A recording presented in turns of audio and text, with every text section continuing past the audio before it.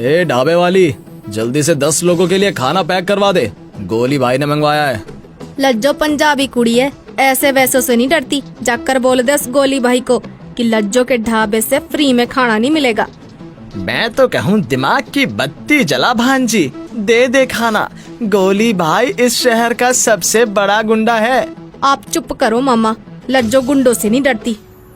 लज्जो ने कुछ साल पहले ही यहाँ ढाबा खोला था और आज उसका ढाबा अच्छा चल रहा था। लज्जो अपने मामा और छोटी बहन रज्जो के साथ रहती थी। वो एक निडर लड़की थी, मगर गोली भाई शहर का वह नामचीन गुंडा था जिसके सामने बड़े बड़े लोग मुंडी झुका लेते थे। इसीलिए वह लज्जो से मिलने खुद आता है। तेरी इतनी हिम्मत कि तूने मेरे आदमियों को खाना देने से मना किया। लज्जो पंजाबी कुड़ी है, तुम्हारे जैसे गुंडों को मुफ्त में खाना नहीं खिलाएगी। ठीक है, तो परिणाम भुगतने के लिए तैयार रहना। ये कहकर गोली भाई अपने आदमियों को लेकर वहाँ से चला जाता है और तभी लज्जो की छोटी बहन रज्जो आकर कहती है, दीदी दीदी, ये बदमाश कौन था? कोई भी हो, तुझे इससे डरने की जरूरत नहीं है, इसे मैं खुद देख लूंगी। हाँ, मैं तो कहूँ दिमाग की बत्ती जला भांजी, इन बदमाशों से दुश्मनी मोल मत ले। कुछ दिन बाद एक दूसरे ढाबे का मालिक मंगल गोली भाई के पास जाकर उससे कहता है, गोली भाई, मैं तुम्हारे आदमियों को रोज मुफ्त में खाना खिलाऊंगा, बस तुम एक बार मेरी आंखों के सामने उस लज्जो के ढाबे की चिता जला दो। सच बोलता है मंगल? झूठ बोलूं तो गोली मार देना गोली भाई। गोली भाई को लज्जो से पहले से दुश्मनी थी, इसीलिए वह मंगल की बात तुरंत मान जाता है और फिर एक रात अपने बदमाशों के साथ लज्जो के ढाबे पर कहर ढाने के लिए पहुंच जाता है। बोलो लज्जो, पंजाबी कुड़ी, अब कौन बचाएगा तुझे हमसे? रब से डरो गोली, मेरे ढाबे को ना जलाओ। अंदर मेरी लाडो मेरी रज्जो सोई है, ढाबे के साथ साथ वो भी जल जाएगी। मैं तो कहूँ दिमाग की बत्ती चला गोली भाई, उस बच्ची पर दया कर, उस बेचारी ने तेरा क्या बिगाड़ा है? डिबरी मामा की बात सुनकर गोली हंसने लगता है। ढाबे के साथ इस लज्जो की बहन जलेगी तभी तो मजा आएगा। ये फूट फूट कर रोती रहेगी और इसे हमारी ताकत का एहसास होता रहेगा। ऐसा मत कर जालिम, तेरा ये पाप रब कभी माफ नहीं करेगा। मगर निर्दयी शैतान गोली पर उनकी बातों का कोई असर नहीं होता। उसके आदमी ढाबे में आग लगा देते हैं और कुछ ही पल में ढाबे से आग की ऊंची लपटें उठने लगती हैं। ओ मत जलाओ, मेरी रज्जो को मत जलाओ, मेरे ढाबे को मत जलाओ। ओ रब नु खैर कर, मेरे ढाबे को मत जलाओ। बचाओ दीदी, मुझे बचाओ, मैं आग में जल रही हूँ, कोई मुझे बचाओ दीदी। जालिम, याद रखना एक दिन तुझे भी रज्जो की तरह आग में ही जलना होगा। हाँ रज्जो, रज्जो मेरी बहन रज्जो। ढाबा जलकर राख हो जाता है और ढाबे के साथ साथ रज्जो भी परलोक से धार जाती है, मगर लज्जो की आंखों में अब आंसुओं की जगह अंगार नजर आने लगते हैं।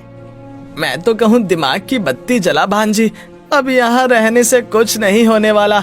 ढाबा जल गया, रज्जो जलकर मर गई और पुलिस को तो देख, उस जालिम को अब तक भी गिरफ्तार नहीं कर पाई। रब पर भरोसा और सीने में दम बनाकर रख मामा, हर जालिम का अंत होता है, इसका भी जरूर होगा। लज्जो अब सब कुछ भूल कर फिर से ढाबा चलाने की कोशिश में लग जाती है, मगर इस बार वह अपने ढाबे के सामने एक खास संदेश लिखवाती है। गोली भाई से डरने वालों का इस ढाबे में आना सख्त मना है। मैं तो कहूँ दिमाग की बत्ती जला भांजी, ये संदेश लिखवा कर तो तू उस बदमाश से और दुश्मनी बढ़ा रही है। अब उसकी दुश्मनी से लज्जो पर कोई फर्क नहीं पड़ता मामा। लज्जो द्वारा गोली भाई को लेकर लिखवाए गए उस संदेश को पढ़कर कुछ दिनों तक तो कोई ग्राहक उसके ढाबे में कदम नहीं रखता, मगर फिर धीरे धीरे कुछ हिम्मत रखने वाले उसके ढाबे में आना शुरू कर देते हैं। और फिर एक दिन उसके ढाबे के सामने एक लग्जरी कार आकर रुकती है। उस कार में से एक हट्टे कट्टे बदन वाला मस्त मौला नौजवान योगी बाहर आता है। आपने अपने ढाबे के बाहर जिस गोली भाई की तारीफ में संदेश लिखवा रखा है, वो कोई बहुत बड़ी तोप है क्या देवी जी? जालिम है, निर्दयी सांड है, ऐसा इनामी गुंडा है जिसे गिरफ्तार करने से पुलिस भी डरती है। थू है यहाँ की पुलिस पर। लज्जो के मन में पुलिस के लिए इतनी गहरी नफरत देखकर योगी कहता है, देवी जी, क्या ये योगी पूछ सकता है कि तुम्हें पुलिस से इतनी नफरत क्यों है? योगी की बात सुनकर लज्जो की आंखें भर आती हैं और वह रोते हुए उसे अपनी दुख भरी कहानी सुनाती है। उसकी कहानी सुनकर योगी उसे सांत्वना देते हुए कहता है, खुद को संभालिए देवी जी, और ऊपर वाले पर विश्वास रखिए। बहुत जल्द इन बदमाशों पर बुलडोजर चलने वाला है। जिस दिन ऐसा होगा उस दिन रब दी सौ, ये पंजाबी कुड़ी खुशी के मारे भांगड़ा करने लगेगी योगी जी। इस तरह की बातें होने के बाद योगी महाराज लज्जो के ढाबे पर भोजन करके चले जाते हैं और फिर अक्सर उसके पास खाना खाने के लिए आने लगते हैं। एक दिन योगी उसके ढाबे में खाना खा रहा होता है कि तभी गोली के गुंडे आकर लज्जो को धमकाने लगते हैं। इतना सब कुछ होने पर भी क्यों नहीं मान रही है तू? गोली भाई का ऑर्डर मान, ढाबा बंद कर दे, वरना तू भी रज्जो के पास जाएगी, समझी?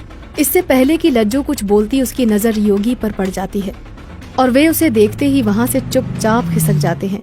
यह देखकर लज्जो हैरान रह जाती है। आप में कुछ तो खास है योगी जी। गोली के गुंडे आपको देखते ही फौरन 9-2-11 हो गए। हाँ जरूर, हमारी हट्टी कट्टी बॉडी को देखकर डर गए होंगे। योगी महाराज यह कहकर बात को टाल देता है और फिर कुछ दिन बाद ही शहर में गोली के गुंडों का एनकाउंटर होना शुरू हो जाता है।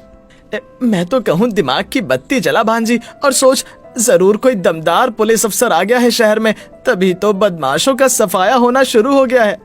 सच मामा? बिल्कुल सच बेटा। इसके बाद तो रोज ही बदमाशों के मारे जाने की खबरें आने लगती हैं और पत्र पत्रिकाओं में उनके मारे जाने की खबरें छपने लगती हैं। अच्छा हुआ कुत्ता कमीने की मौत मरा, मेरी इज्जत लूटकर घमंड से हंसता था। बदमाशों ने जबरदस्ती मेरी जमीन पर कब्जा कर लिया था। भगवान उस पुलिस वाले को 100 बरस की उम्र दे जिसने इनको मौत के घाट उतारा।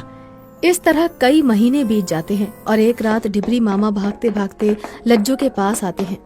मैं तो कहूँ कि दिमाग की बत्ती जला भांजी, मैंने अभी अभी तेरे दुश्मन को उस मंगल के ढाबे में छिपते देखा है। सच मामा? हाँ हाँ सच।